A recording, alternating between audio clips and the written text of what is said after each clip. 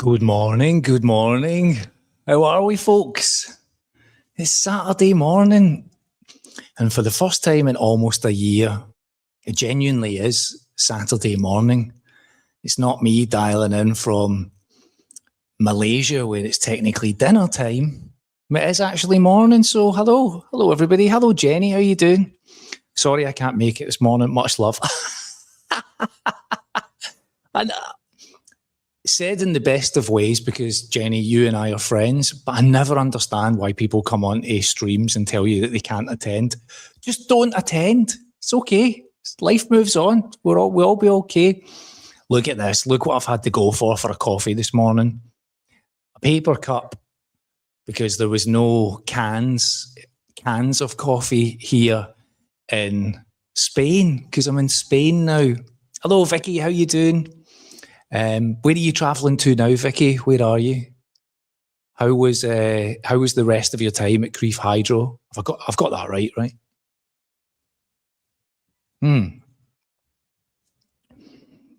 Remember last week somebody asked me if I had a coffee preference, and here I am a week later drinking sparred paper cupped coffee. The irony of all of that, the fact that I'm willing to drink paper cupped spar cold coffee. Anyway, good morning everyone. How's it going? Got lots to chat about today. Lots of little updates. I've got an update on British Gas, got an update on the insurance. What else? A little bit about making money this week.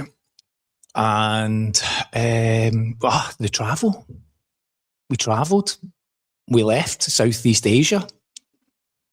And now we are, now we're in Europe, back in the same time zone. Well, most of my viewers are in the UK, so it's an hour time difference, but that feels close enough, right? I'm not sitting 5 o'clock at night whilst you're in the morning. We're pretty much close. Overpriced, was it, Vicky? Is that what you're telling me? Overpriced on Crieff Hydro? That also doesn't surprise me. I'll tell you, Yvonne and I were looking at booking accommodation in Amsterdam. So when we leave Spain, we were thinking about going to Amsterdam and flying out from there back to Southeast Asia. And we were going to go to Amsterdam for maybe like 4 or 5 days. And the prices were absolutely eye-watering. The same price for a month's apartment out there as it is for like 3 days in Amsterdam City. And Diedrich, who's a regular viewer here and comes into the chat, was saying to me to stay a little bit further out. So we have looked. Cheapest we've found so far is about 180 euros for like 2 nights, which seems expensive. Oh, and in a minute or two, I'll tell you about some of the travel and some of the other prices I've seen, but we'll warm up to that. We'll warm up to it. So Vicky, you're back in London and off to Devon. Canoeing and swimming, excuse me, hiccuping at the same time, canoeing and swimming. That sounds awesome. Bit of outdoor swimming. I love canoeing. I haven't really had a lot of chance to do it, to be honest, but I do enjoy getting out on the water. Hello, mate. How's it going? I was watching your video last night about the being called or being told you're not a Kiwi. It was I didn't realize. I thought it was a recent video, popped up on my timeline last night. I thought, oh, I'll dive in and watch this. Also, great topic and well covered. And I also thought I was going to just give you a little bit of applaud. I'd give you a little applaud. Some applause for just the number of views you got on it. It was like 500 views. And not to harp back to last week, right? But when we were chatting about this last week, I was mentioning to you how it's so interesting that you see these videos that just, like out of 10 videos, you get one that explodes, right? And that would be it for you. That would be the exact example where you look at your videos you're posting, right? And you're like, you're putting the effort in and you're getting like 50, 60 views. And then suddenly one gets like 500 and it's just the right topic, right time, right amount of engagement, enough for YouTube to just usher it just a little bit further and a little bit further out. And that's what I was talking about last week. It's like you make 10 videos and 9 of them just seem to follow the same pattern. And then the 10th, I'm not to say that you have to make 9 first, but in that batch of 10, one of them seems to get a little push beyond your usual boundaries. So I saw that video last night. I watched it, and I thought you covered the topic as a whole really well. But what else is going on? Somebody saying enjoy the Devon life. That's nice. Hey, Baw. Baw 667. Baw just immediately makes me think of playing football at school, because in Scotland, the Baw is what you would use to term a football. It gets turned into a ball. Here, mate, have you got a ball with you? Right, let's go and have a kick about. So that's what makes me chuckle at Ball 667. And good morning to you. I hope you're well. Thanks, mate. It's very kind of you. You're absolutely welcome. It's done surprisingly well. Yeah, do you see what I mean, though? Like I was talking about last week, right? My last 10 videos, they were all at like 1,000 to 2,000 views. And then I make one about a bloody roast beef dinner, and it's at like 12,000 views. No rhyme or reason to this, but it's just this kind of like little undercurrent of speculation that people have, which is always that one video out of 10 just seems to break the perimeters and allows, or YouTube allows you to just reach a slightly wider audience. Hey, John, yeah, accommodation is expensive in Europe. I had to pay king's ransom for them in Switzerland. I could totally believe that. I'm going to try and pronounce that name. Is that Fleam Wings? Fleam? Do you know, I have one of these brains where sometimes when I see little parts of words, it just triggers off in a different direction about something else. And my connection there, I don't know why, but I was immediately thinking of the name Fleming Larsen. And Fleming Larsen is Fleming. I'm pretty sure he was the drum tech for Metallica. The only reason I know that is because I'm an absolute geek with all of that kind of stuff. But I was at a Metallica gig years ago at Download Festival, and Lars was ill, and Fleming, along with Joey Jordison from Slipknot and the guy from Slayer and a whole bunch of other drummers, actually came out and played with Metallica to make sure the show went ahead. And I was there with one of Yvonne's old work colleagues, Ken. We went to the show together. Anyway, so, I mean, talk about digressing, right? Fleam Wings, your name just immediately made me think of that. Now, let me just say, I very rarely get tips and donations. And when I do, I just want to say I'm immensely grateful. Thank you so much, GD Math. £3, that will buy me a significantly better coffee than this paper-cupped Spar one that I'm sipping on this morning. So thank you. I don't know if you've seen it, right? I posted a video yesterday. Of Yvonne and I going for I'm terrible at pronunciation of these things, charcuterie. We went for a charcuterie board, and we got sent a very kind donation by Dave. So I put his name on the screen, and he kind of pretty much paid for the cheese for Yvonne and I. We were very grateful. We appreciate viewers that throw something in. So greatly received from us. So thank you, GD Math. I'll get a coffee. Now, I'm in Spain. It's hot as hell. I'm not acclimatized to this temperature. This is way hotter than it was in Malaysia. Malaysia is like, I think because you kind of get the regular thunderstorms and the rain and it clears it through, it's a different kind of heat. But today, let me have a quick look. Today is, I mean, the official temperature every day is hot as hell. Yesterday, it was 39 degrees till 8 o'clock at night. Let me say that again for those at the back. 39 degrees till 8 o'clock at night. Sundown is 9 o'clock at night. Just now, this morning, 11 a.m., it's 32 degrees, and it's going to get as high as 39 at 5 o'clock this afternoon. So Yvonne and I have moved from an oven to a microwave. that's what we've done. Julie, how are you, Julie? Hola. Do you know, let me read out your message first of all. Hola, John, welcome to Spain. There's a chain in Spain, coffee shop, nice cakes, coffee's quite good. Granaria, shop is called Granaria. Okay, thanks for that, Julie. I'm loving the coffee shops here. We've been round a couple of them so far. Sat and had a little cappuccino and a little cake. Because when you're with Yvonne, everything includes a cake. So I'm loving the culture. I'm loving the shift in pace of life. I'm not loving the heat. The temperature is a little wild just now. So yeah, see how that goes. Oh, I just caught your live stream. Hello, ELT Experiences. How are you, mate? Thanks for joining us. Good morning to you. We're celebrating with a paper cup from Spa. Yvonne is in bed. She has gotten over the cold that she's carried, and now she's dealing with lady issues. Which the women who watch this stream will probably understand, and the men will be like, oh. So she's having a little lie down just now. She's feeling the heat. I think we both are. This is just, I'm glad. Let me put it this way. If we had came, now, God, I'm a nightmare at just telling something straight, am I? I know the UK has been very hot recently. You've had like 30 degrees. You've had a run of like warm temperatures.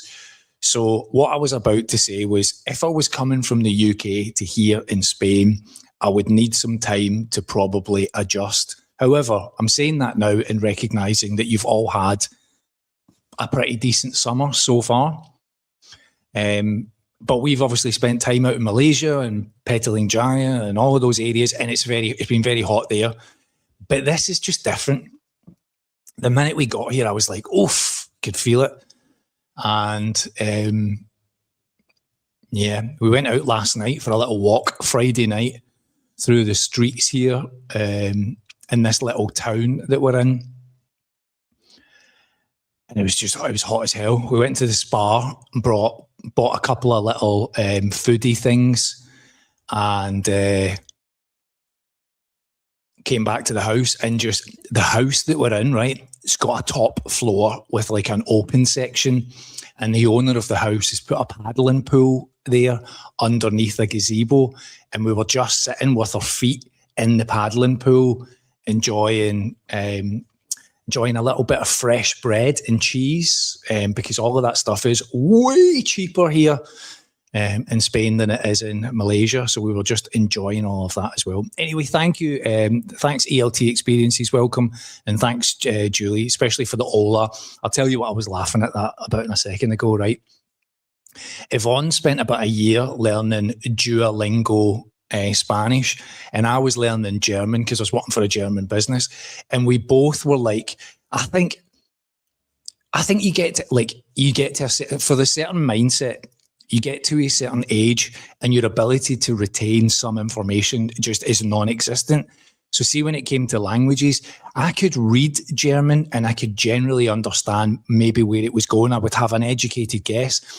But see, trying to remember words and come out with them. I mean, I remember little sporadic things, right? I mean, Guten Tag, Guten Morgen, depending on the time of day that it is. Excuse me was like Entschuldigung, because just funny little things like that, right? Kaiser Spartan, I think, is like receipt or something. Anyway, I don't know, just certain words that I could remember. But see, trying to stitch it all together, no chance. And I was laughing because Yvonne was doing Duolingo Spanish way before I started doing German. And when we got here, I was like, oh, here you go, Yvonne, here's your chance to do Spanish. She can remember nothing. I mean, the absolute basics, right? We have a running joke because one of the greatest comedians out of Scotland, not the Billy Connolly area, but Kevin Bridges, right? He has a whole section about learning, doing Duolingo Spanish and walking into a restaurant and giving it the old una mesa para cuatro, por favor. And then how they tape the listening thing would be like, our table for 4, please. Una mesa. So when we went to the restaurant the other night, we both sat down and said it simultaneously. Yvonne and I were like, una mesa para 4, por favor. And then we were looking at the menu like, hamburgeressa. I'm Glaswegian. As a Scottish accent in Glaswegian, trying to do other countries' languages, it just isn't happening. I'm sorry to say, what is it Ricky Gervais said in a stand-up one time? Just speak English. If they don't understand, say it again slightly louder. If they still don't understand, just smash the place up. That's a joke. That's comedy. That's just comedy. Don't panic, everybody. But we're laughing because I'm trying to get Yvonne to try out her Duolingo and see if any of it comes back to her again. Sorry to ask, but why are you in Spain? The last time I watched your videos, you were in Malaysia. We are in Spain because we're doing a house sit.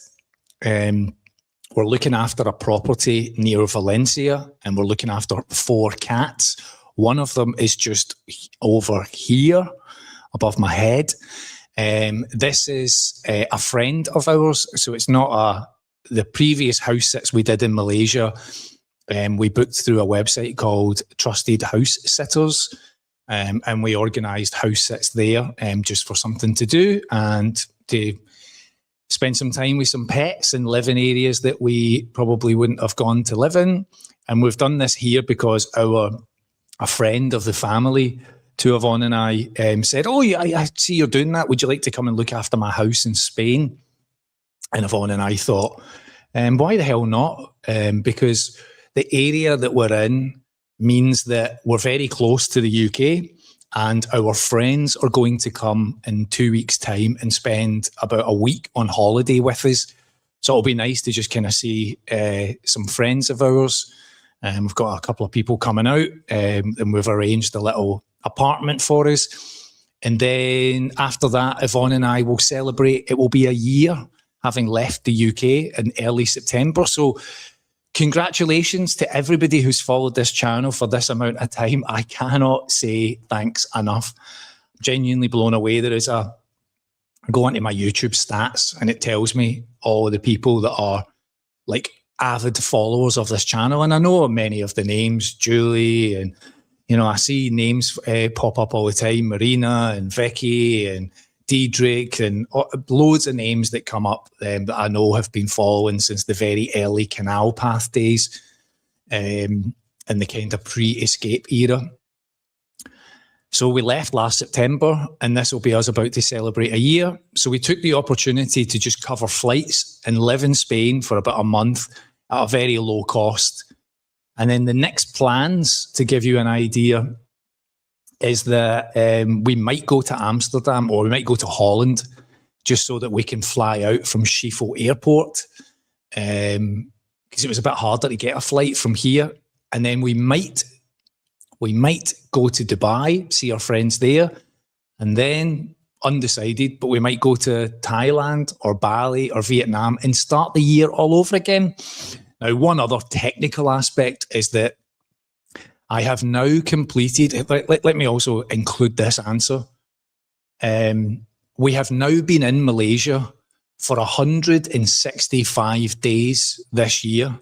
And I think at something like 183, you technically become a tax resident. Now, Malaysia doesn't currently tax you on international earnings. So my YouTube earnings and my stock and shares income and my Patreon, etc., wouldn't necessarily trigger any tax. But also, we're very cautious that we don't want to overstay in one location.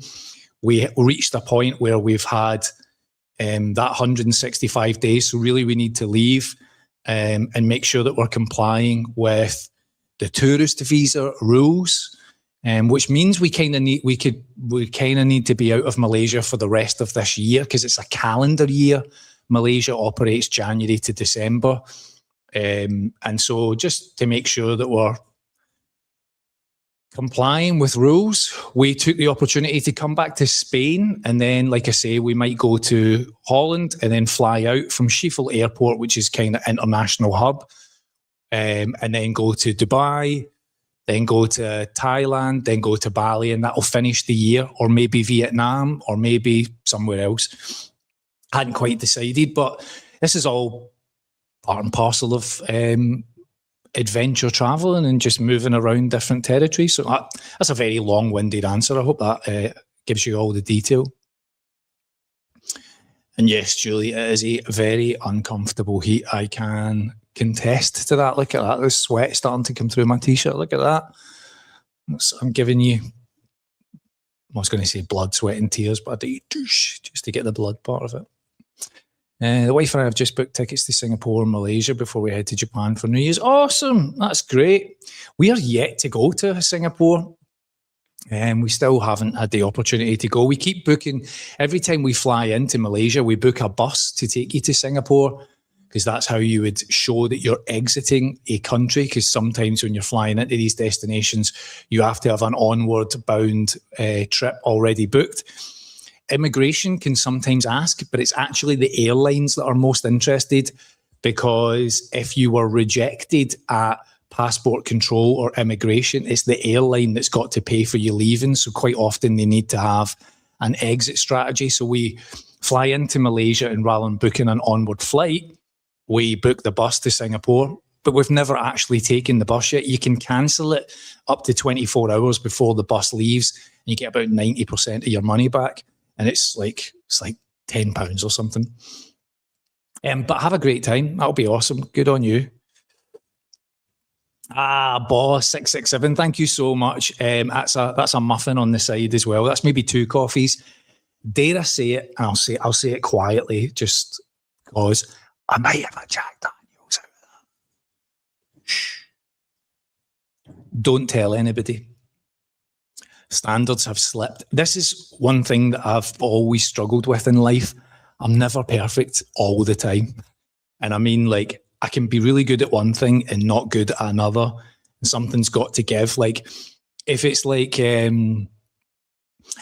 learning a skill and being healthy, do you know what I mean? Like, if you were doing a fitness routine and at the same time you were like learning to code or something, or like me running this channel, something's always got to give. I can't be like focusing on 2 things at once. I can't be good at everything. Makes me sound like big-headed. I don't mean that. I just mean like when I laser in and focus on something, I focus on that, and something else always drops. And recently, the 2 things that have openly dropped for me is that I failed at biting my fingernails. Like, I went like 2 years without doing it. It's horrible. And then sometimes it's a nervous reaction, and it just creeps up. And so that's happened, and I'm trying my damnedest every day not to do it. I'm mentally rechecking myself. And the second thing is, we've ended up having a couple of drinks here and there. Like, we've met up with people and just been on a night out, or been on a really nice dinner, like the charcuterie board place. We're like, let's have a glass of wine. You got to have cheese and grapes and wine, right? So we had a glass of wine. So I'm not perfect. So I might have a Jack Daniels out of that Boss 667, so thank you so much. Good evening from Korea. Oh, you in Korea? Awesome. Another area we haven't been to yet, but not as hot as Spain. I hope Yvonne gets well. Yvonne will be fine. Just needs a couple of days, you know. The women all know. Just needs a couple of days. But yeah, she's feeling it just now. I think the travel of the last few days. Let me kind of explain a little bit. We left Kuala Lumpur, and we left at about, I think it was about 6 a.m, and our flight was at 10. So 6 a.m. It was 6 a.m. Is that a rap song? We got a taxi, which takes about an hour to KL airport. We waited around, got the flight at 10 a.m, and we flew 10 hours to Istanbul. And then we had a 15-hour layover in Istanbul before our next flight. And when we were talking about prices of things, there was a yotel, you know, the like Yo Sushi, a yotel in Istanbul's airport, and they wanted 320 euros for a 10-hour booking. And I choked on that. I was like, absolutely not. And then we looked at those little sleep pods, and to book 2 sleep pods for like 8 hours or 10 hours was coming out at around, for 2 beds, around 260 euros for 2 beds. And again, I was just like, nope. So we ended up just hanging out in these like little sleep zones or nap zones, which kind of have a seat that looks like a deck chair. Oh man, and there was, you see the worst of society in these moments. There was families in there with their kids who just had no discipline. It's like 4 a.m, families, kids are running around screaming, and the parents just don't do shit. It's one of those reminders as to why we don't have kids. One of those moments where you're just like, has parenting skills just gone completely out the window these days? That's also an IQ test. So we were in there, and I think I got like 20 minutes sleep, and then we booked into a lounge, and it wasn't like an airline lounge, so it was one of these paid ones, and it was brutal inside. It was like a cattle farm for like 30 quid. We spent some time in there, very slight nap, and then after the 15 hours, we got on a flight from Istanbul to Valencia. That was another 4 hours. And then we got picked up by our family friend who drove us to this village that we're in. So I think the total length of the travel from start to finish was about 35 hours.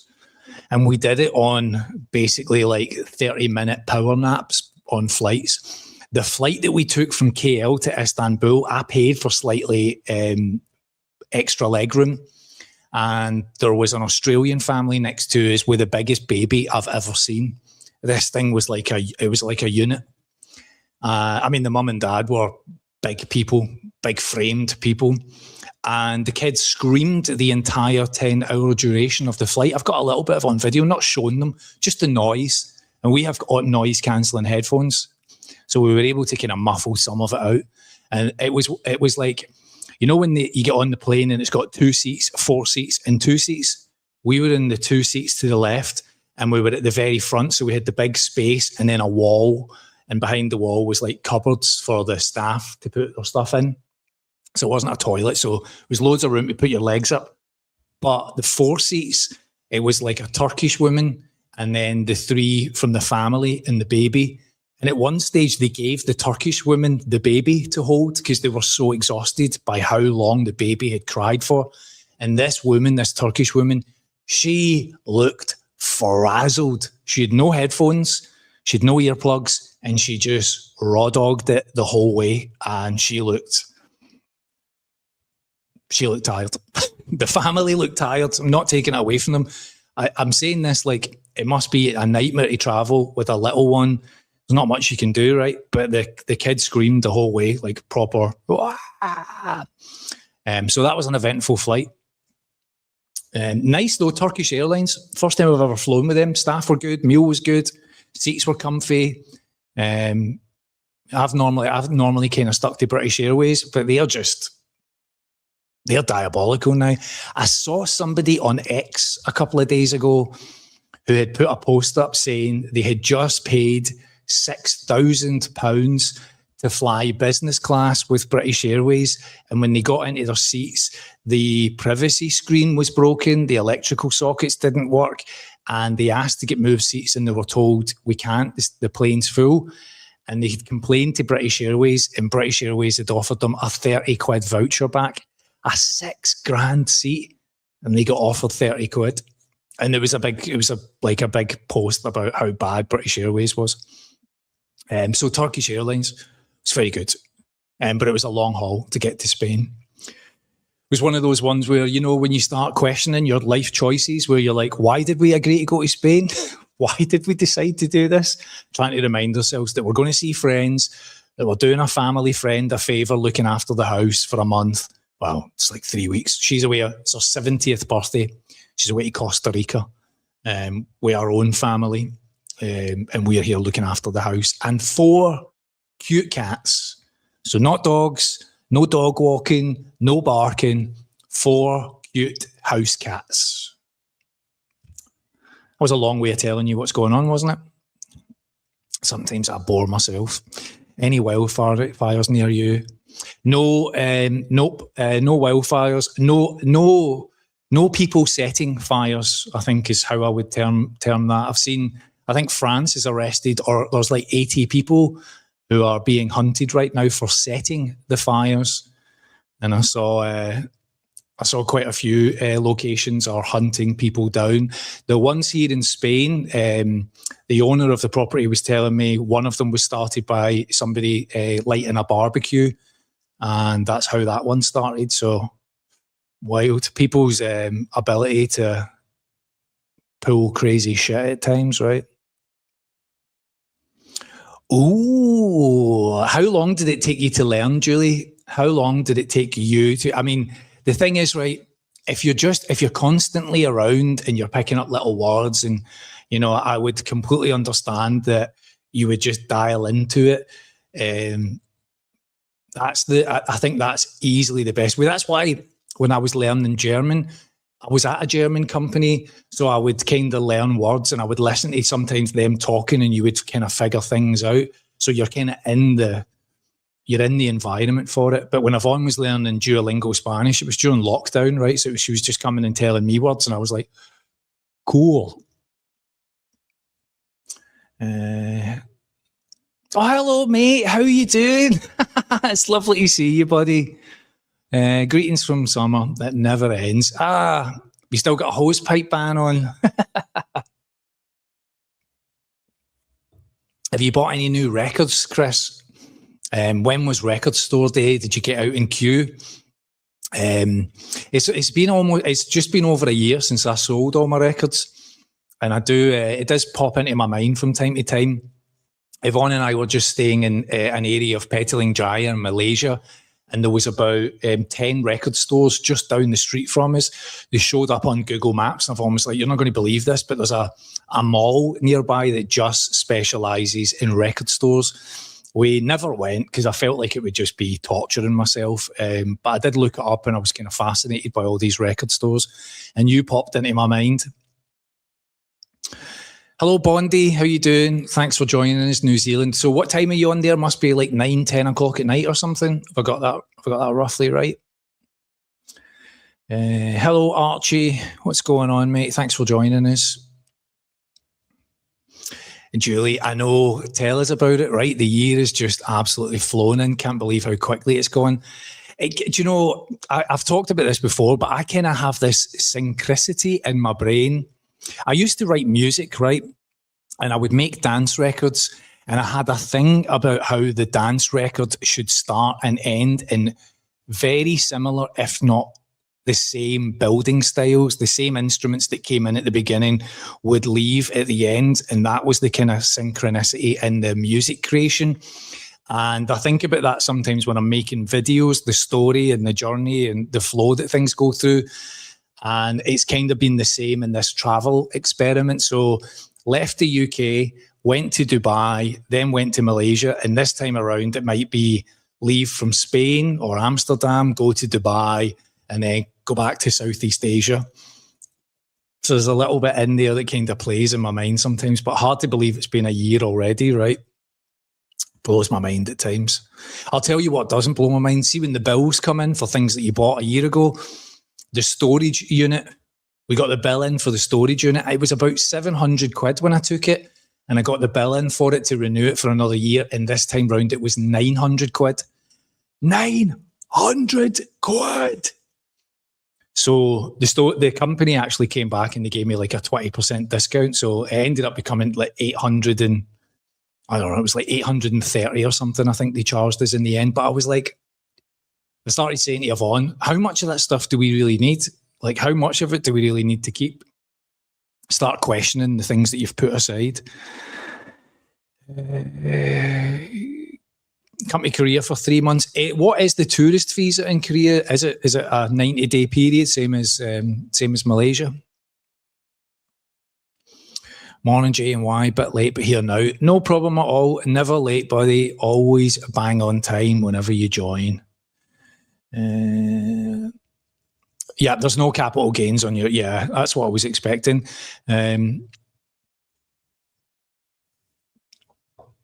So the two parts of that is really just... I'm always cautious that you're leaving and re-entering, going on the 90 days, and... you kind of really want to be out of the country for a month, if not more, so that you're not looking like you're just exploiting. I don't really want to be in that world of like exploiting visa rules, flagging up on our system. So on this occasion, this year we left Thailand in early January. We went to Malaysia. We left and went back to Thailand at beginning of February, went back to Malaysia. We left in April, went to Bali for a month, came back, and then we spent the rest of the time back there. And now we've left and we probably won't be back this year. So I feel in terms of kind of playing the game from a tourist visa perspective and not raising any eyebrows, I feel that's a comfortable position to be in without kind of like taking the piss out of it. And also... We've been here for like 3 days, right? And Yvonne said to me last night, would you live here? And I was like, in this town that we're in, right? I was like, I mean, it's lovely. I think a month, maybe 2 months here, I would start to go crazy. The boredom would just set in. It's a beautiful little town. But, I like to kind of move around. I've learned that. I didn't expect that to happen, but I enjoy moving around. A month somewhere, 2 months somewhere is kind of enough. I mean, in Malaysia, the longest we've stayed in any place has been a month, and then we've relocated, even though it's been in Malaysia. But I get bored. I get itchy feet, and I want to kind of move on a little bit. Hello, Craig. How you doing, mate? Please take care and spare. Yeah, I mean, we're far enough away from all of that. We are watching, and we've seen the news. Fascinating to kind of see the reactions from people. We were out for dinner a couple of nights ago with some international people who live here locally, and some of them were really praising the Prime Minister here, and some had some slightly different things to say. So quite interesting perspective on it. Korea offer an entrepreneurial visa for anyone heading out and work internationally. Okay, good to know. I mean, I don't work. I don't have a job. I run YouTube, but I wouldn't quite describe it as a job when it pays about 150 quid a month. It's a fun hobby. Stocks and shares trading, but some countries have a very interesting perspective on that. Not necessarily class it as regular income. I've had a very good week though. I've had a very good week on the old stocks and shares. I'd sold some cash secured puts on my favourite SoFi, and then I bought them back middle of this week. And let me have a little look. So you're getting the live information here. There's my account, $1,455 this week. So you can see there, that's my account. Last 7 days of trades, 2nd of August to the 8th of August. Realized profit and loss, $1,455. And that was from 2 SoFi cash secured puts, one at $14 and one at $18, just where my finger is at there. And one of them paid $714 and the other one paid $674, which rounded up to $1,388, and then had a few odds and ends here and there. And that was my week of options trading.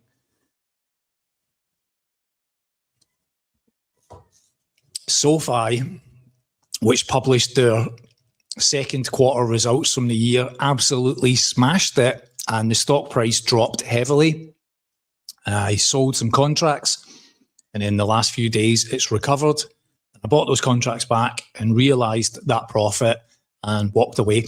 I saw a comment I saw a comment on my earnings video I shared with you, if you haven't seen it, a couple of days ago, 6-month earnings this year. And I saw somebody say, it's gambling. And normally when I read a comment like that, it's typically from somebody that just doesn't know anything about stocks and shares or options contracts. I mean, the stock market could be viewed as gambling. Buying a stock, a share, could be viewed as gambling. So if you want to go down to such a rudimental expression of that, yes, I could agree with you. It's gambling. But I think for many who invest in the stock market or have a pension, which is probably invested in the stock market, you might have a slightly different mindset than that. I saw somebody else replying to the person who said it's gambling, and that person said, you're spaz, which made me chuckle because, I mean, it's a very derogatory word, but it was funny. It wasn't me that wrote it, it was somebody else. It just made me chuckle. But yeah, so 1,000, over a grand this week on the options. So that's played out pretty well. And by the way, John, this is an awesome microphone. Thank you. You know, I hate, like, it's on a little clip, right? And if there's one thing I hate, it's sitting like this with a microphone. I did it last week, and afterwards I watched myself on the camera and I was like, what a wanker. So I needed something today and I found the fork and I was like, hey, that'll do. By the way, you know, this is not bad.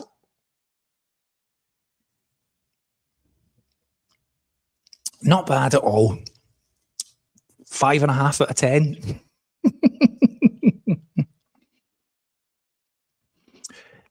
Traveling international is never nice. I would slightly disagree, right?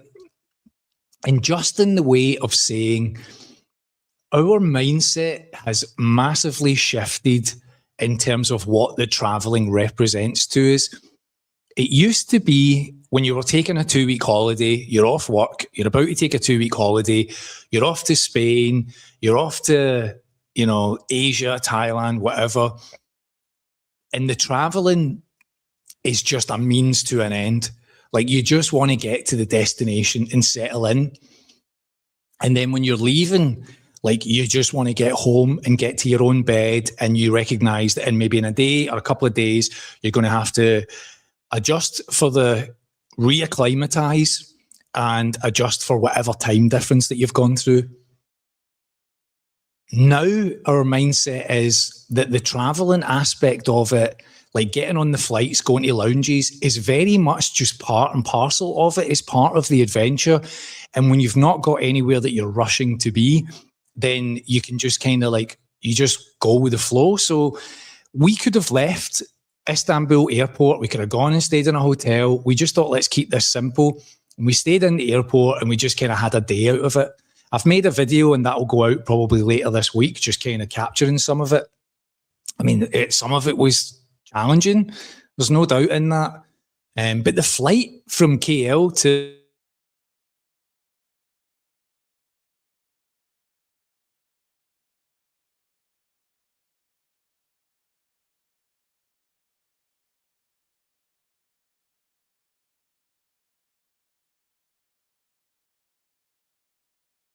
comments if I'm still there, will you? Am I still on? Hey, is this on? Somebody dropped me a little comment. The internet's a little bit sporadic here. I've seen it go on and off a few different times, and I saw my camera go off there, so maybe let me know in the comments.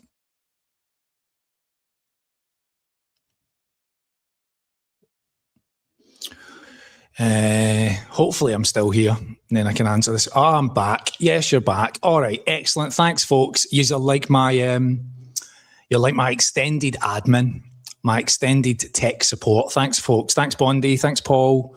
Thanks, ELT, Monty. Thank you. Now, right, this question, right, Turkish Airlines used to offer a free hotel room. They still do, but only on 20-hour layovers and beyond. We were 15, so we weren't eligible for the hotel room.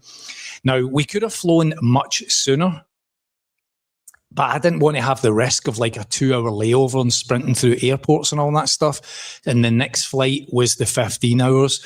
So we probably could have extended that a little bit more, and then we would have got the free hotel room. But you live and learn. You live and learn and all of these things. Free wings, bloody awful. BA. Agreed. My partner speaks English all the time. Julie, this is the thing, right? It's like, again, in Malaysia, people were asking, as you're learning the language, English is so readily spoken that it's kind of like, all right, learn words, right? Be gracious in picking up some chat here and there. I agree with that. But yeah. Shiny coat. So hypothetically, if you go back to your previous life for a year to absolutely guarantee a life of doing what you're doing now in your new life, would you do it? My simple answer to that is no, I don't think so. I don't think I need any guarantees at this point. I made a video just a few days ago. In fact, it was my podcast. If you haven't checked out, I do a weekly podcast on Spotify where I just talk about some more in-depth subjects, normally just one subject. And there's a link in the description to this live stream down below for Spotify. If you use Spotify, it's free for the podcast. I'm just about to hit my first 1,000 streams. I've got about 63 followers, and it's just very slowly growing, and I'm immensely grateful to people who have followed me over there and dropped me messages and likes and things on the streams. But just a couple of days ago, or a week ago, I posted a podcast there where I was talking about my old life came knocking, because I had a call from a previous manager who offered me a job to go back to the UK and be a sales manager. Wanted to talk to me about joining a business, and it made me dry heave, the thought of it. Made me feel a little bit sick at the idea of kind of going back and taking up that life. So I really like your hypothetical question, but I don't really feel I need any guarantees at this point. I'm doing everything I can to kind of sustain the life we've got. I've got an element of risk built into it, tolerances. I mean, if this goes wrong, drastically goes wrong, my YouTube channel is a real life experiment on trying to make it work. I'm not a millionaire. I'm not super rich. I've got a little bit of savings. I earn a little bit and I share all of that here. My Patreon page, I show my brokerage account. I show how much money's in the brokerage account. I do monthly updates. I do Zoom calls where you can ask me questions on there. And I share a bit more detail and a bit more granular level as to how much money I'm trying to make this all work with. Yvonne and I both have completed state pensions. We've paid into the state pension as long as we possibly can. There's no additional top-up needed. We both have private pensions that will await us closer to retirement. So I feel like we're in an educated guess of a good position to be in without going back into the system. Now, I'll tell you this. Here's something that would absolutely make me 100% not go back to everything that we've talked about in the past. And that is that I've read a report this morning that a Labour think tank is telling Andy Burnham that he needs to increase the income tax band across a whole raft of different tiers. So the 20% tier they're proposing would go to 31%. The 40% tier would move to 48%, and the 45% would move to 52%. Now, again, in my catalogue of videos, my last job, my last salary was £148,000 a year. And I had a bonus structure over and above that. I was paying, after national insurance and everything else, the loss of your tax credits over £100,000 equates to about 62% tax. I've made videos about this. And now the Labour government is proposing that they'll increase. This is just a think tank, right? It's just a proposal to Andy Burnham. But with the benefits system paying out 330 billion and the income tax system bringing in something like 315 or 330, there is a shortfall. And it's very heavily discussed that tax is going to have to go up somewhere in the country. Why would I want to move back and go back to that? That no country should ever tax its citizens more than they're allowed to take home from their own salary. And moving a tax bracket to 52%, meaning you would take 48% out of the 100% you put into your work, the country's losing its mind. I digress on that topic, but I hope that's maybe answered it for you, Shiny Coat. I would rather take the risk of carrying on doing what I'm doing than go back and sacrifice my health and my soul to rejoin a system that is effectively, I mean, Prison Island is how you should title Britain at this point. Prison Island. Hopefully I've answered all of that for you. I mean, to give you an example, in this week's earnings video, my earnings so far for the first 6 months is the same as a basic salary in the UK, and I get to enjoy life with my wife. I get to sit in new countries and sip on a coffee, which is exactly what my goal was when I set out. People who followed this channel from the beginning will remember that I talked about wanting to get out of the UK and be able to just sit near a beach, enjoy a coffee and enjoy life. And that's exactly what we're doing. That coffee's getting better the lower it goes down. It's got like a little bit of chocolate at the bottom of it. Good morning, Star Power. Thank you so much. Yep, it's all about the aesthetics, right? Work with what you've got. I'll tell you something that we've missed that I have already done since I got back here. This is how back into Europe. Amazon. I've ordered something from Amazon. Can't believe it. I've only been here like 2 days and I've just had to order something from Amazon. It's getting delivered in a couple of days. Because Shopee out in Malaysia and Asia, just it's a difficult, complicated website to use.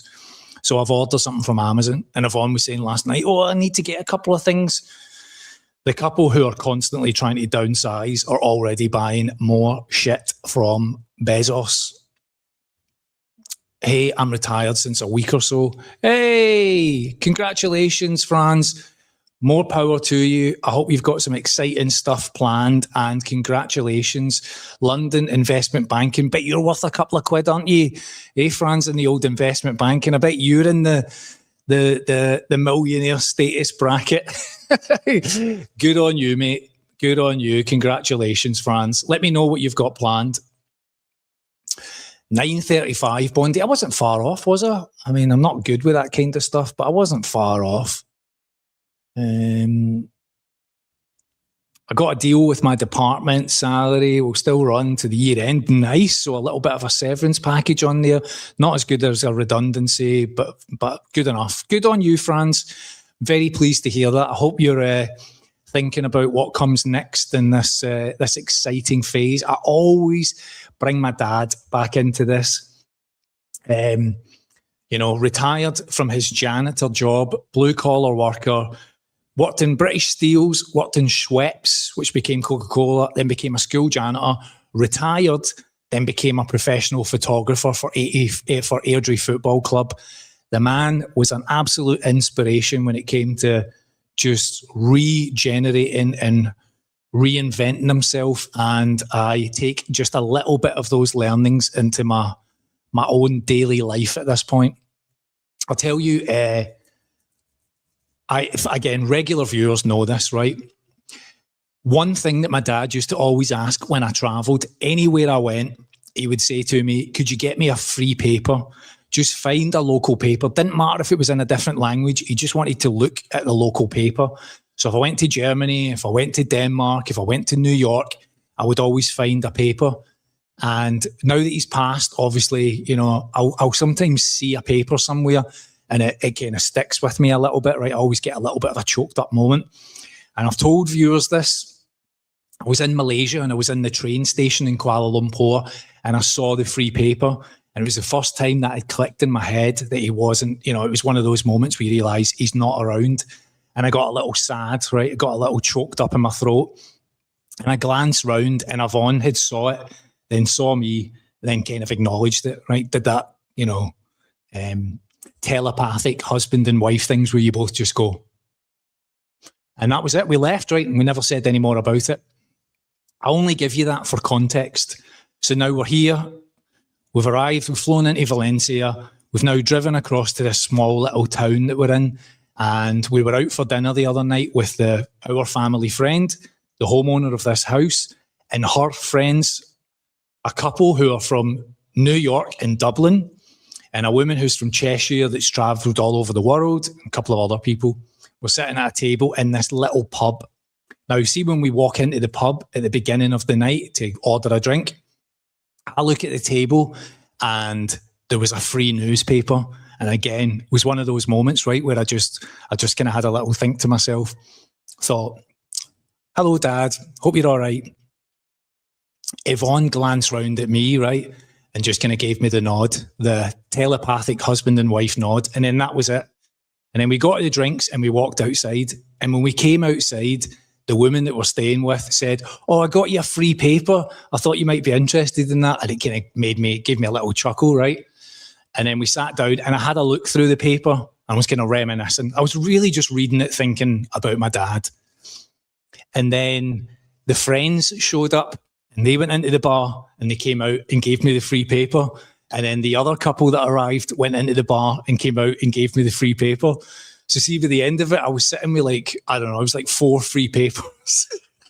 And I had to tell them at the time because I was sitting there kind of like half chuckling, right, that they are bringing me the free paper, and how triggering is not the word. Reminiscing is the word. I was reminiscing about those moments. And then I told them, I was like, oh, this is kind of funny, right? Because, this is what this means to me.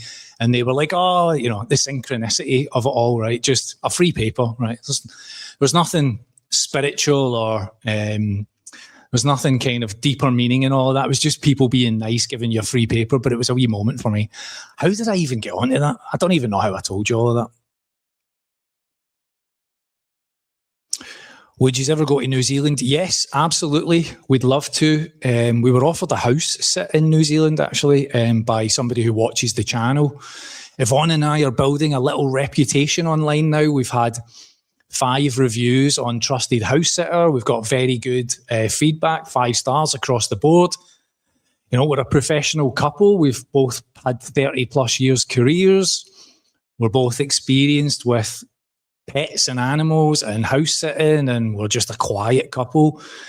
So we've been offered some house sits from different people, which is why we're here in Spain. And New Zealand was one of them. And yes, we would love to go and visit New Zealand. So, next year, we'll start to think about different locations. We've thought about Cambodia, the Philippines, Vietnam, Korea. I would love to go to Japan, especially to see a concert, a band. We missed last year. Tool, Metallica, Oasis were all out there, and it just wasn't really the time. But I'd love to go to Japan and see a concert or a festival or something. So there's loads of places we're still thinking about. Hello, buddy. How you doing? I could not get any closer to that plant. No, I can't, mate. I'm right on top of it. The cat's just up here above my head, and this little thing here. And I thought this would look. It would look kind of a little bit cinematic if I sat here with the plants next to me. That's what was in my head. I was thinking about visual layout when I set this up. That coffee was delicious. I might need to have another one of them. How are you anyway, buddy? You well? Have you got your trip booked yet? Are you coming to Spain or are you coming to Holland? Holland is a TBC, but Spain, we're already here. What you doing, mate? Get your finger out. It's not like you've not had anything else to do, is it? Sitting about on your hands all day. A few people from I must admit there's Aussies and Kiwis join the chat here regularly. I think that's probably from like the kind of Bali videos in Malaysia and all that. Plus Aussies and Kiwis and Scots not the English. We Scots, we get on. We're just all naturally good people. It's when the English get involved in it. That's me just lost like 50 subscribers from England now who's like, oh, that's him. He's going all patriotic on us. My views will be going down in a second. Yep, snow for the first time in 15 years. Wow. That's wild. I thought I was going to be able to do this video outside because I was thinking 10 in the morning, it will still be cool. And then I realised it's 11 o'clock to do 10 o'clock for the UK and it's just getting a little bit hot. What app do you use for stock trading? Asks ELT Experiences. Interactive Broker, IBKR. It is an app that I have on my phone. I do most of the trading on my phone. I don't really use the desktop at any point, just all technically on my phone. I generally write cash secure puts in covered calls, which is how I generate that income. To kind of answer, the person that said, this is just gambling. Let me very briefly explain. A cash secure put is when you have money in your bank account or in your brokerage account and you decide that you want to buy a stock.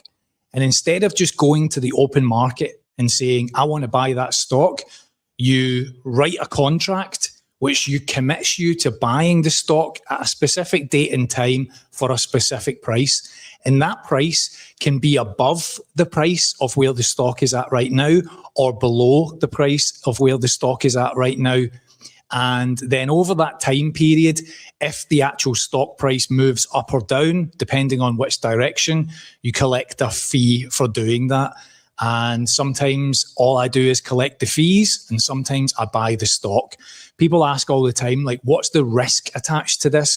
Well, the risk that's attached to it is that you might end up buying the stock that you wrote the contract on in the first place.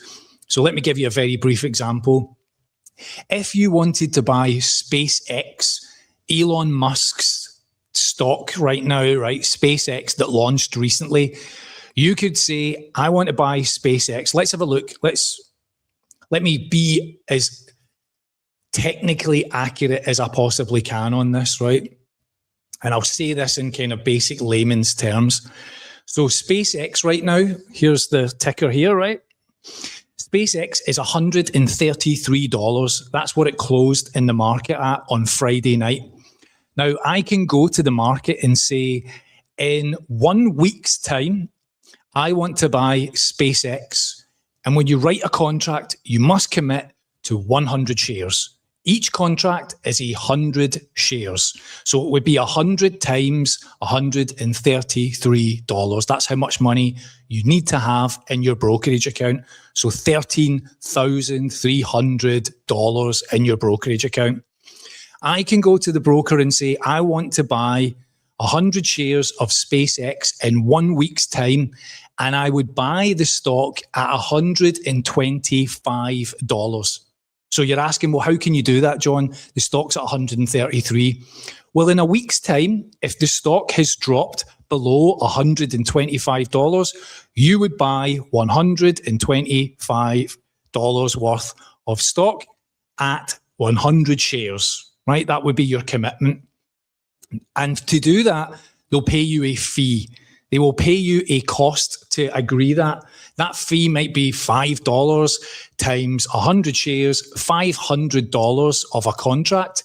And that means that that $5 actually would reduce your average cost of purchase from 125 that you agreed to 120. So your break even would be 120. Now, if in a week's time, SpaceX has gone up and in the aftermarket it's at 134, if in a week's time, SpaceX has gone to 140, you don't buy the stock and you keep the $500. That is a cash secured put. So what is the risk attached to it? The risk is that you buy the stock. That's it. And you would own the stock. Now, if something crazy came out that Elon Musk, the rockets don't exist, the company's trash, and suddenly in a week the company goes from $133 to $10, you would be buying the stock at 125 minus the 5, 120 break even, and you would be in a negative position now, but you would still own 100 shares of SpaceX. Now, what I would suggest in all of this is don't buy insanely volatile stocks and don't buy anything you wouldn't intend to actually own in the first place. So you can tell me below, if you think that's gambling, that's what you determine as gambling. But to many, that's how you make an income. That's how I make an income. That's a cash secured put in as basic terms as I possibly can. What have we got here? London Cycle. I'm 57, retiring next week, working in London and going to spend most of my retirement in KL. That's amazing. Thanks so much. And getting lots of inspiration from your videos. Thank you. I appreciate that. Thank you for following us. Let me know how you got on in KL. And when we're eventually back there, keep in contact with us and let me know how you're enjoying your time there. It's a beautiful place. I really enjoy KL and it's a tremendous base to move around. I remember when we first got there last year and people were like, you've gone to Malaysia? Why? And I'm like, because Bali is just there. Thailand is just there. Penang is a beautiful area. Sarawak, Lombok, travel on to Australia. You can get around and you can get around cheaply. We would be able to make it so much cheaper if we get rid of this suitcase. Oh, I've got some things to tell you. Right, let me go through a little bit more here and then I'll... John, take care of that DJI mic. That plastic clip is fragile. So I'll tell you, the DJI is going. I mentioned last week, I'm talking to you on my DJI and I've got 2 of these DJI microphones. I've bought the the DJI Luna. I've bought the DJI Luna. God. Imagine me being a sales guy and selling you products, right? And mixing up the brands names, telling you 2 companies. The Insta, I've bought the Insta Luna camera. It's upstairs. I've just got it. I bought it in a mall in Malaysia. And the thing that I was ordering from Amazon is the new microphone because the DJI mics don't work with it. And then I think I'm going to get rid of this setup. I'm trying to think about how to give it away, especially when I'm here in Spain, doing some kind of raffle or something to somebody on the channel that might want to start a channel that's had inspiration from all of this. So it's going. You guys are chatting between yous. Okay, that's cool. Good morning, Mr. Monty Fontaine. How you doing? All right, so I'm back. This was in the breakup part. Let me go through. Chris Gedge, thanks for the mention, John. I'm really pleased you're well. Picture of health. Thank you, mate. I feel a million times different. Email me over the weekend. Thanks, buddy. You do that. If you fancy a quick trip to Spain, you know where we are. Have a nice weekend. Thanks, Julie. All the best. Take it easy, pal. I love when you guys are chatting amongst yourselves now because we've been having these coffee mornings so often. I see so many of the names pop up and... I feel like we're all kind of just, community is often used as a very easily thrown around word. But, looking back over these last, what's this, 18 months or something now, I do see so many regular people that come around and chat all the time. So where is Bondi? Regarding this week's email, Travellers opens up your eyes to other people's lives rather than the insular group. And when you live in one place, you realise it's a whole wide world out there. Absolutely. Again, I run a weekly slow travel letter where I just share a little bit of thoughts. It's completely free. It's generally just a little bit of a deeper dive on something that's been sitting with me for that week. If you would like to join, there is a way to subscribe to it. You can join, you can leave anytime you like. And this week, I was just reflecting back on various people that we've met along the way. We just met a couple called Sarah and Lee, and I've interviewed them. I've spent about an hour talking to them in a park in Kuala Lumpur, and that video will post probably this week sometime. And I was just writing to reflect back on spending time with them because you kind of meet people, and we had a really good connection with Sarah and Lee. We just all hit it off very quickly. We spent kind of 2 days, catching up, going for dinner, meeting in the park, interview, and then we've gone our separate ways. And in the weekly email newsletter, I was just reflecting back on some of that and talking. I mean, the kind of distilled version is that I used to collect records, and now I feel like I'm collecting experiences with people that we meet along the way, and just what that's kind of like to do. So, Bondi, your comment is well received and well put. Labour used to have a top rate tax in 97. Yeah, probably very slowly heading back that way. I mean, if they remain in power for the next, 2-3 years or something, you might well be at 97% by the time the next general election comes along. Don't forget the 15% employee tax on top of that. Yep. It's just tax on top of tax on top of tax, right? With VAT, I think we're only 50% of your earnings. Yep. I read an incredible tweet last night. Somebody that was kind of talking about the United Kingdom, and I thought it was absolutely jaw-dropping. It was so eloquently put, and had so many factors to it. And I read it out to Yvonne this morning.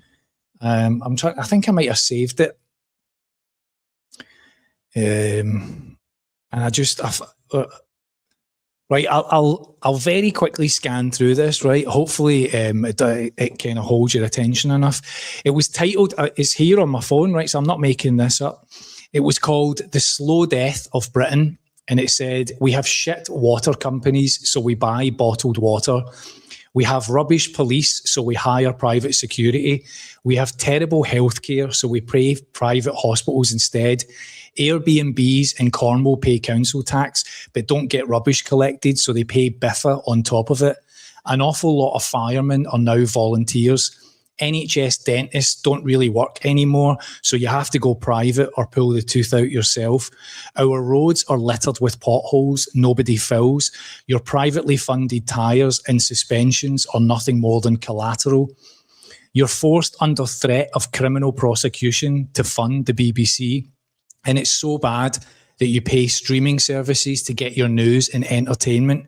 Your bins are collected fortnightly, so you drive to the tip. The tip now requires a booking, a permit, and proof that you live in the county. Garden waste is a separate annual subscription on top of the council tax that used to cover it. Your GP surgery is an 8 a.m. phone lottery, and you have to pay £40 to an app to speak to a doctor in a different time zone. Physio is a 40-week wait, and your back does not have 40 weeks. Schools teach in porta cabins bolted to playgrounds because the actual building is held up by aerated concrete.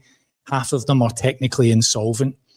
Parents fund the reading books, the glue sticks, the photocopier, the roof, and increasingly teachers' wages, all via a PTA raffle and local fundraisers. The state offers free childcare hours that don't cover the nursery's costs. So the nursery bills you a top-up fee for the free thing that you got in the first place.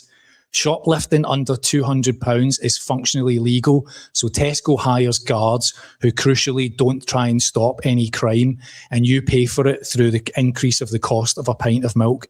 999 takes an hour, so you buy a Ring doorbell, gather the evidence, file the report, and get a crime number for the insurance.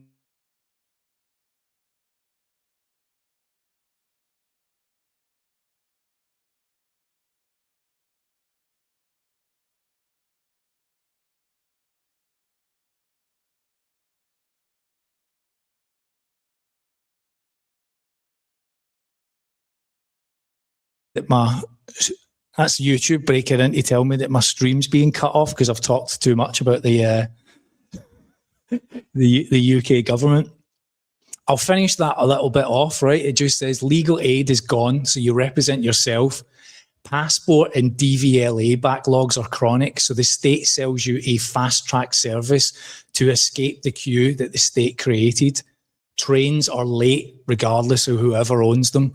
Public toilets are shut, so you buy a coffee you don't want. The library is staffed by pensioners working for free. Streetlights are switched off at midnight to save money in a country with a burglary charge rate near zero. You pay national insurance for 50 years, and then they move the pension age. One of these, every one of these is a service that you've already bought. The receipt is your payslip. The tax burden is heading to its highest sustained level since the 1940s. The service level is the worst in living memory. You're not overtaxed or underserved. You're actually both simultaneously. And the gap between the two is where your standard of living has went. The state has become a subscription you cannot cancel and cannot use. I thought that was like, wow, beautifully crafted and expertly written, and just a little reminder of to what it's all like. Wild, eh? Absolutely wild. Great explanation of the options. I've tried to explain it, but I feel I can hear people dying inside when I try. Very relatable, my friend. Very relatable. I'll tell you where I've mainly been making money recently is just on the covered calls side, right? So just, you know, stock that I own, committing to let it go. I'm sitting a little bit heavy in a couple of stocks that I don't mind letting it go if it takes a little bit of a run. So just bringing on income. I'll give you an example. I hold SoFi in my Interactive Broker account. Last night, I wrote a covered call, 10 contracts, and it paid $340 for 1 week. So if SoFi goes above the price that I've stated, I'll sell and I'll be okay to reduce down my exposure back into cash. However, if it doesn't sell, I'll walk away with $340 for 1 week for 1,000 shares. And I'm okay with that. I'm okay either way. And that's covered calls in a very dialed down way. Hello, John just popped on to say hello. Hello, pal. I mentioned you earlier. I was giving you a shout out. Watch this later. No problem. Enjoy the eclipse. Is that, it's the 12th, isn't it? It's happening on the 12th. What else have we got? Baz Bond, the UK has fallen. Thank you. We're back. Baz, yes, I will post a link in this stream when it's done. In fact, let me see if I can do it now in the chat, and you can have a little read at it yourself. I thought it was incredibly well crafted and well written. The slow death of the UK. Let me see if this works.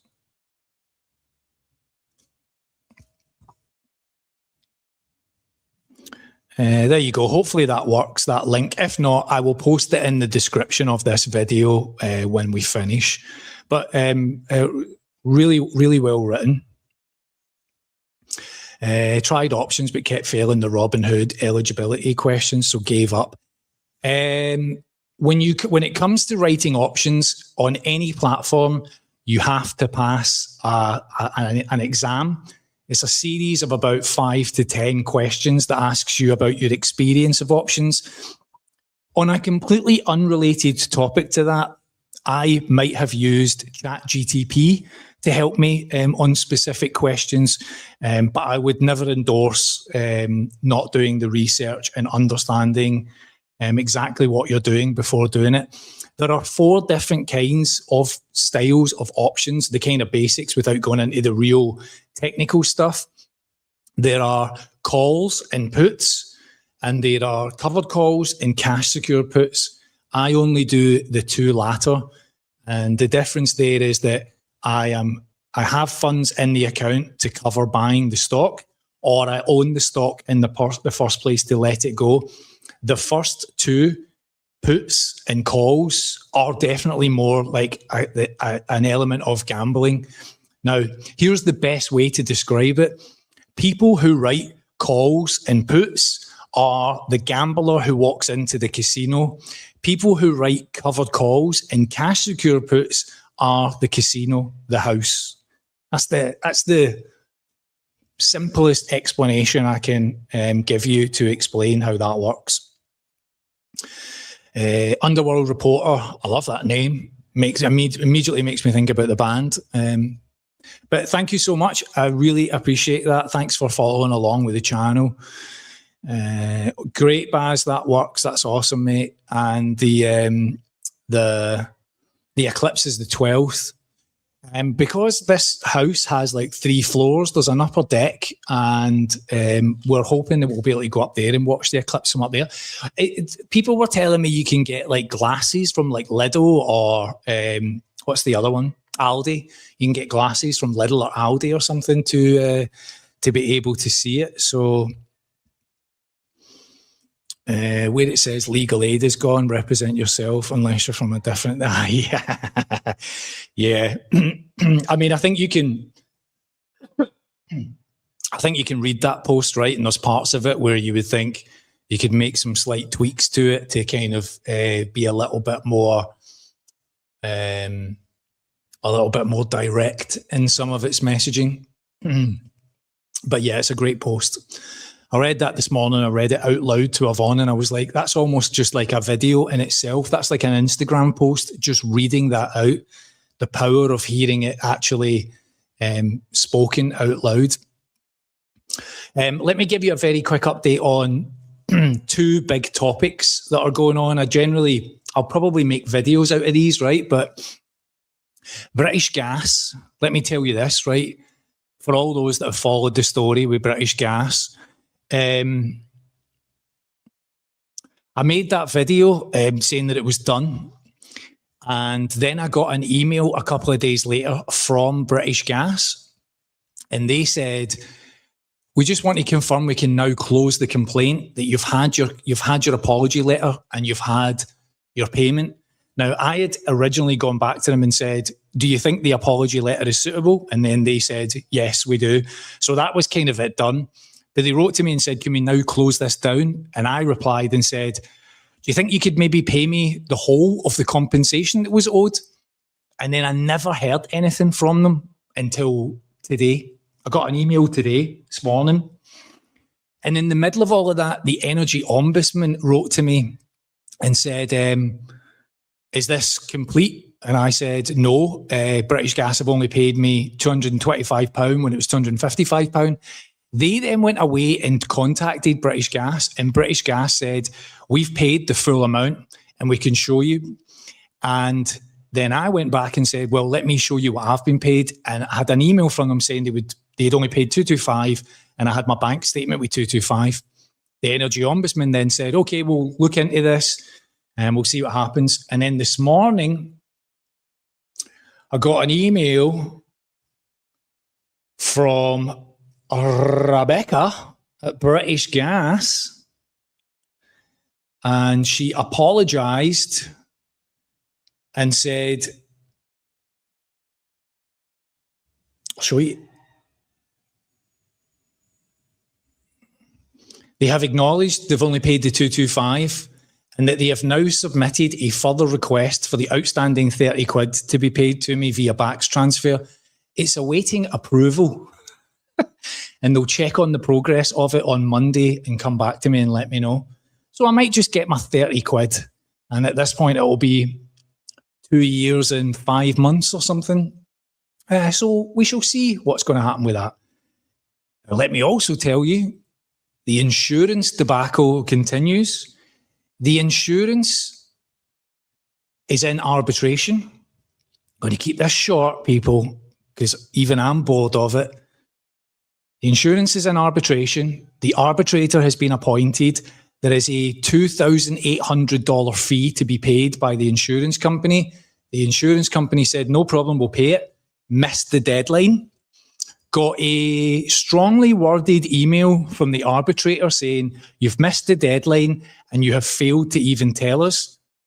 The lawyer that the insurance company hired to fight the case against me replied a couple of days later, said, I apologise, here is the invoice, and it has been paid. And then I got an email from the arbitrator saying that the second deadline that had been given had also passed and the payment had failed to be made.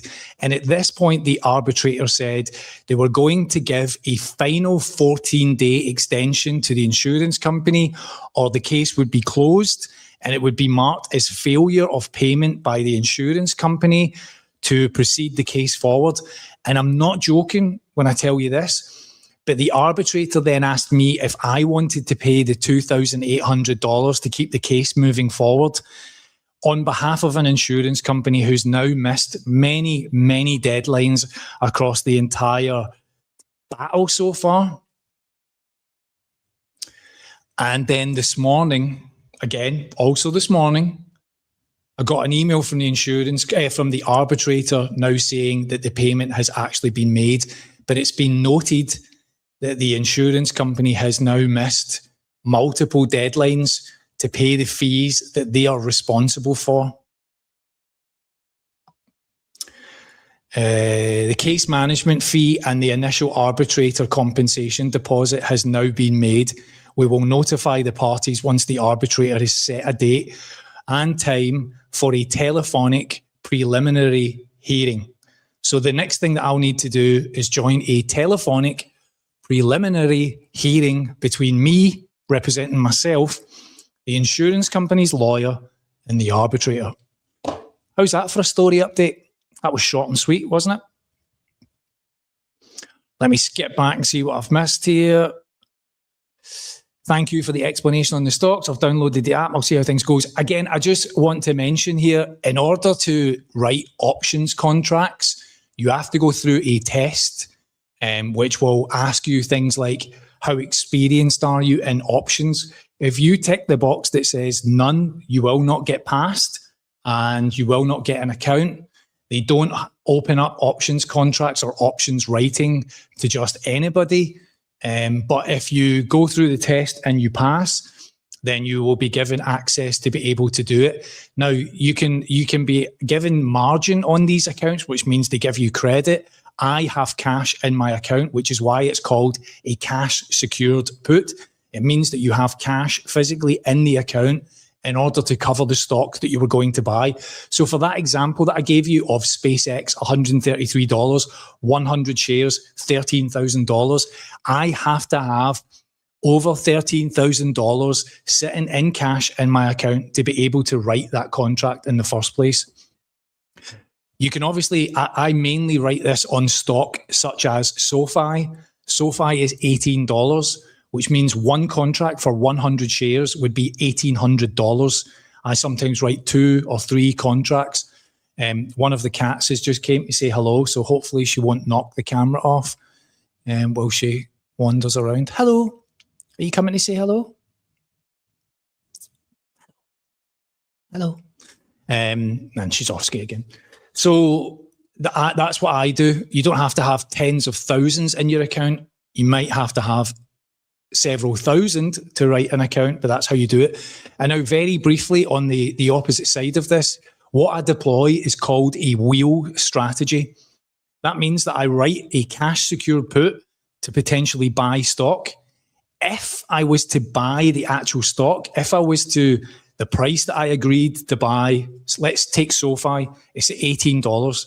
If I say I'm willing to buy 100 shares at 16 and SoFi drops to 15, I would buy 100 shares and I would now own 100 shares. The reason it's called the wheel strategy is because the next tactic that you employ is called a covered call.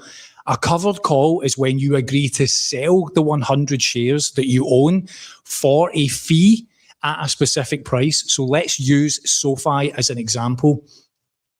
You own 100 shares of SoFi at $18. $1,800 is your balance of your stock holding. You could write a covered call contract to agree to sell SoFi, and you could do that at $19, and it might pay you 50 cents in credit. So you would pick up a $50 credit straight away, and then what would happen is the time period runs. If SoFi goes above $19, you sell your stock. You would generate a $1.50 profit. I hope you're following what I mean by that. You bought it at 18, it sold at 19, and you got a 50 cents credit for doing it. You would generate $1.50 profit for each individual shares, and the stock would be gone, right? Now, if SoFi goes to 20, 22, 25, You don't see any of that upside. That's part and parcel of agreeing to sell the stock. However, if you wrote that contract at $19 and SoFi in a month's time closes at 18 or 17 or 16, you keep the $50 credit and you keep the 100 shares, and round you go. So the reason it's called a wheel strategy is because you can write a cash secure put to potentially buy the stock. If at any stage you end up buying the stock, you can write a covered call to let the stock go. And if you let the stock go and it gets taken away from you, you return to part one, write a cash secured put. And that's how you generate the income from all of that. To everybody else that's watching, I'm sorry if that's boring as hell, but that's a very quick explanation as to how that all works. Already have stocks in the UK, but need to be able to buy things more flexibly. This was the whole reason that I got into doing this, because I owned stocks.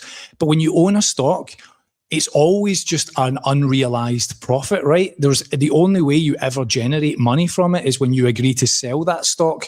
However, with an options strategy, if you own stock, you can effectively be writing options on that stock and generating an income. And if the stock gets called away, you can write a cash secure put to effectively buy it back at a different price point, and you can just continually to generate this income.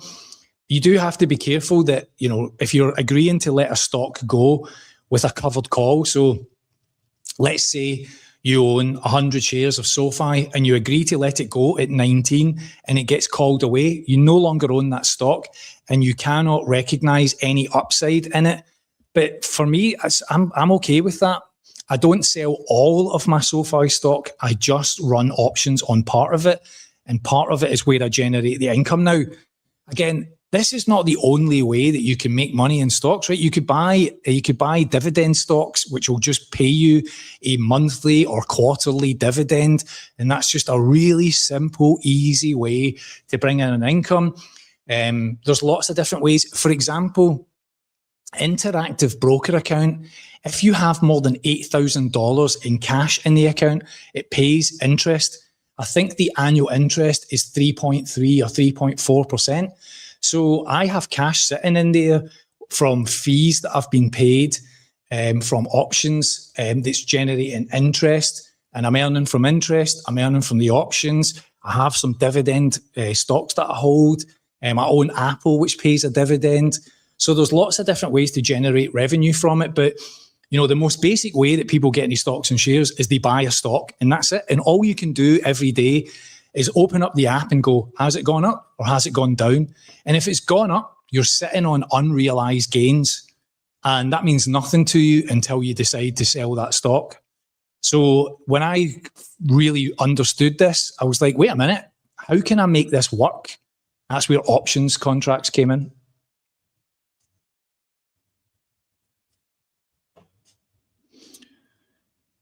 Let's see what else we've got here. Let me skip through. Sorry, I'm a little bit out of whack. I think you need a new insurance company. I don't have any insurance anymore. I'm self-funded at this point. I've cancelled my contract with the insurance company. I'm just in a battle to get my insurance statement paid out for the money that I laid out to have my life saved when I fell ill with sepsis. The insurance company denied the claim, which is why I'm in an arbitration battle, because they wrote to me and told me that they recognised that the medical treatment that I had was a medical necessity, but they didn't deem it as an emergency and denied my claim, and I'm out of pocket £6,500. So I'm fighting that battle, and now it's in arbitration. But at the stage when this is completed, I will name this insurance company and walk you through exactly the time frame of what happened and how they treated me and all the things that they've done in this case, just from a purely factual basis, a purely laid out timeline as to the case. And then if people want to sign up and take insurance from that company, they may do so with at least some knowledge behind them. Will you ever do an options?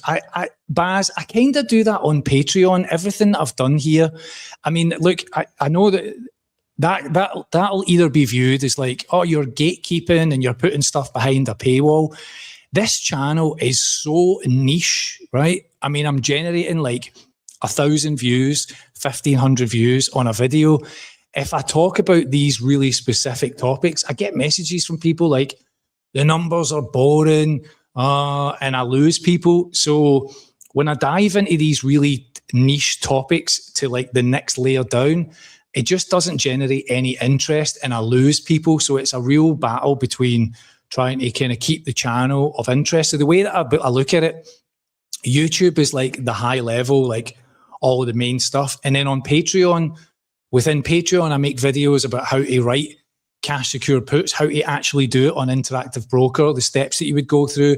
I write my kind of weekly strategies, where I've made money, why I did it, why I sell things. I go into all of that in much more granular detail. And, you know, a membership is like a couple of quid to join. And you can join for a month and you can read it all and you can leave. You can do whatever you like. But it's on Patreon. And then there's 2 tiers available. And on the top tier, I do a monthly Zoom call where I sit down with people that are part of that group and we chat and I can answer questions and do all of that stuff. So I do it on Patreon, but it's a real battle because YouTube is already challenging enough at this point. We niche topics and keeping people's attention. So that's kind of why I do it. I hope that's understandable. There are income funds. Yes, exactly. You can actually find companies. I don't mean companies, but like tickers in the market of accounts that you can just invest, like buying a stock, who are actually running options trades so that you don't need to do any of that stuff. I just kind of like that myself. I like the control. I like the research. I do it on companies that I own. I really only do it on 2 or 3 companies. And I've just got a routine. Like SoFi for me is a regular that I just dive into all the time. Linda, hello, Linda. How you doing? Yeah, I know. It's like the never-ending saga, right? And I remember people at the beginning saying to me in the comments, like, oh, I remember there was some chat around whether I should get paid out, the circumstances behind it, the terms and conditions of the insurance company. All of it now just comes down to how the arbitrator will define the terms and conditions.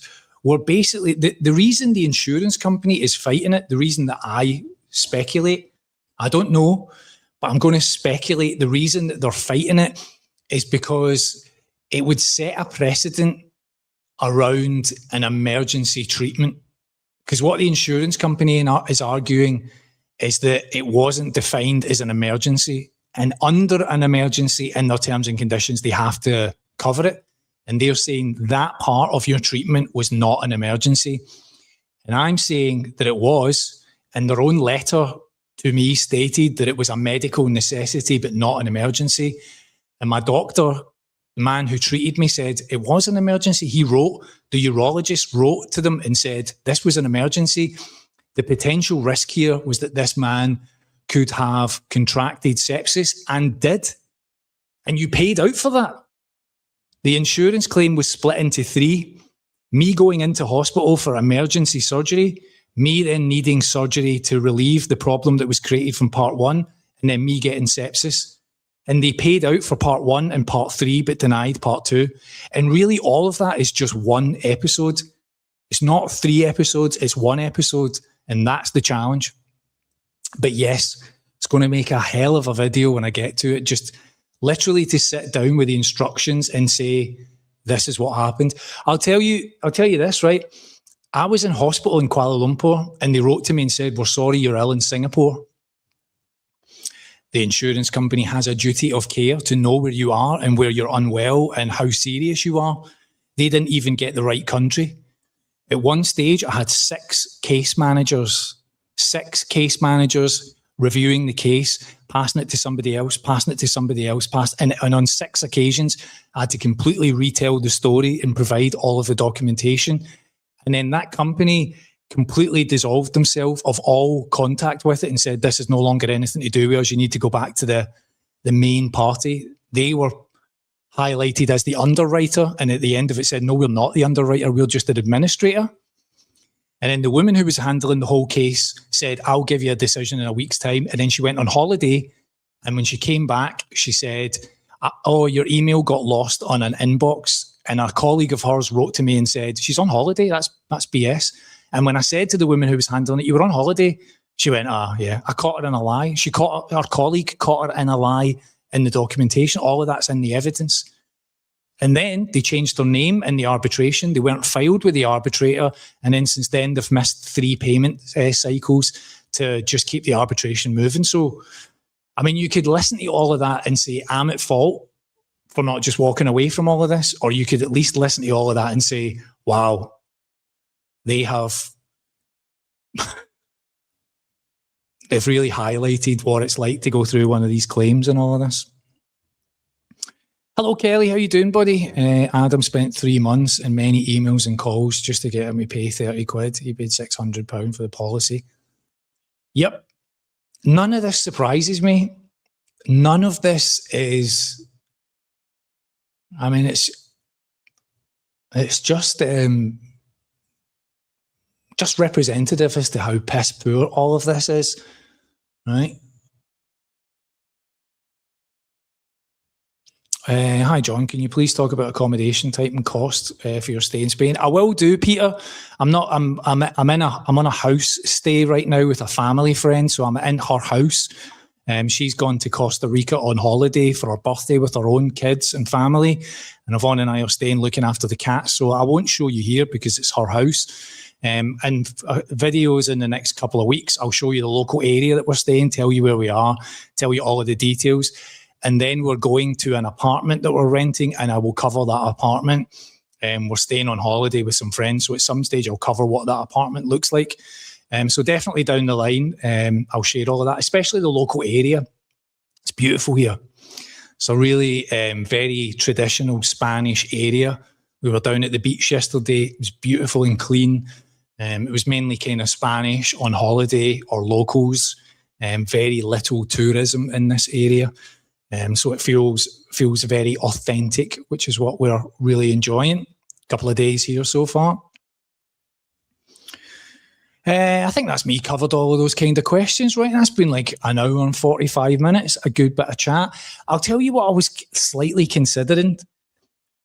I might have been open to doing a little kind of evening stream. And I was kind of thinking maybe like a Saturday or a Sunday or a Friday stream and doing it in the evening and maybe having a glass of wine and chatting to everybody like a bit more. I mean, not that this isn't relaxed, but I kind of chill out, and I recognise that my more international viewers, that'll be a crazy time for you guys. But let me know if that sounds of interest, a little kind of Friday or a Saturday night stream, and maybe sitting having a glass of wine and a bit of chat, and maybe Yvonne will join and we'll just sit and take questions and comments from you all. But if there's nothing else, I'll wrap this up at this point, and we'll see. I've got some videos. I've got new videos posting tomorrow. The interview with Sarah and Lee, a little bit more of the travel, and then catching up to speed a little bit as well coming. So thanks everybody for supporting all the videos. If people don't fight these companies, they will carry on and consumers will never get justice. I completely hear you on that, Vicky. That's a very valid comment that you made. Hubs is working, tightening up rules around consumer law. Good on him. Awesome. All right, everybody, have a great weekend. Thank you so much for joining, like 50 odd people through most of this. So I can only say as straight up as I can, I appreciate everybody that follows this channel, that supports our videos, Yvonne and I's journey, and joins these little Saturday community coffee mornings and shares with me your questions, your comments, and a little bit about your lives as well. Enjoy the rest of your weekend, folks, and I will see you all soon. All right, take it easy.